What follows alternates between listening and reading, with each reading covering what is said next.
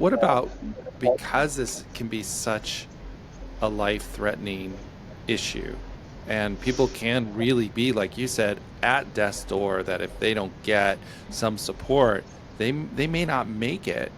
How how how do you deal with that too, where someone is so close to really having some permanent harm or dying from this? How do you deal with that? I mean, unfortunately, sometimes people do have to go through the sectioning process if if they can't find the way themselves to be ready to want to access treatment and to you know get to those crisis points and do it themselves, then yeah, some people do, and that's normally in what we diagnose as straight up anorexia, where people just don't eat because the numbing effects of anorexia or eating disorders serve so many different purposes, right? Like bulimia and binging and purging they deal with emotions, and the purging part is great for dealing with anger or upset or fear or any of those kind of violent ejectory kind of emotions. And with anorexia, the not eating part, it's a numbing, silencing kind of action. And with people who have pure anorexia, they are so numbed, and obviously the body weight gets so low that the brain chemistry changes so much that sometimes people do need sectioning and they do need refeeding, etc., which is awful, Yeah. that does happen. But I like to hope that potentially people will not get to that point, but yeah, that does happen. To help them maybe listen to Most that voice a definitely, little yeah. bit sooner.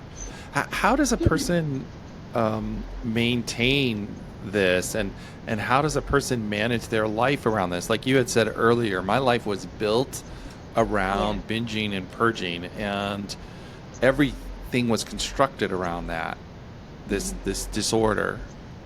Mm. See, I think what tends to happen, what happened with me and what I see a lot with my clients in practice, it starts off as this kind of chaos, this kind of chaotic, you're either on a high because you found an answer to staying slim, or you're on a low because you've found a way of self-harming with food, and everything's fluid, right? Nothing stays the same within mental health. It starts one way and then it changes as you go along.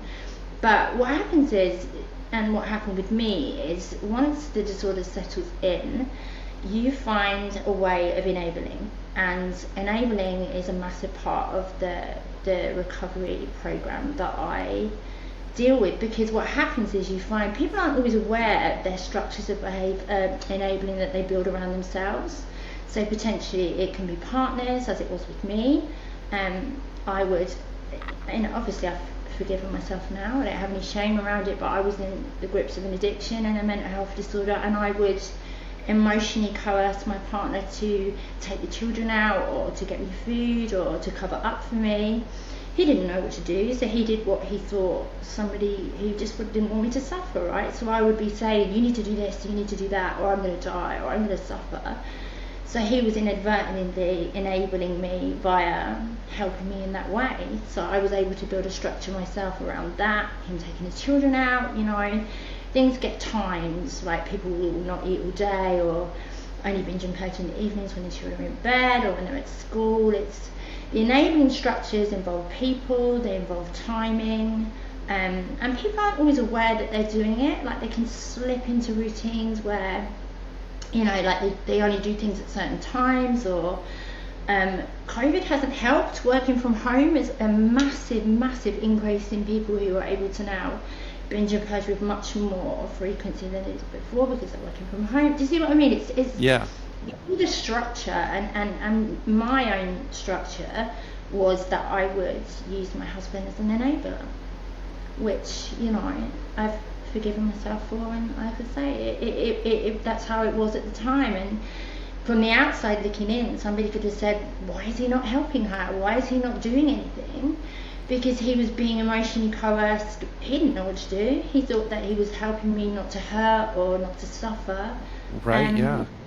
Yeah, so he inadvertently was enabling me, right? And then I would build my routines, It did ruin my career, but that was later on. But I would wait till my children were in bed, or he would take them out, etc. So you build routines and you build structures, and that makes it even harder to break, because your life then circulates around this disorder. So it becomes all consuming in many ways, Or, because it's just yeah, you build your life structure around it to maintain these behaviors, to keep this going, to most operate it's a day as to you're, day, every day. Yeah. yeah, to be able to So operate even as you're starving.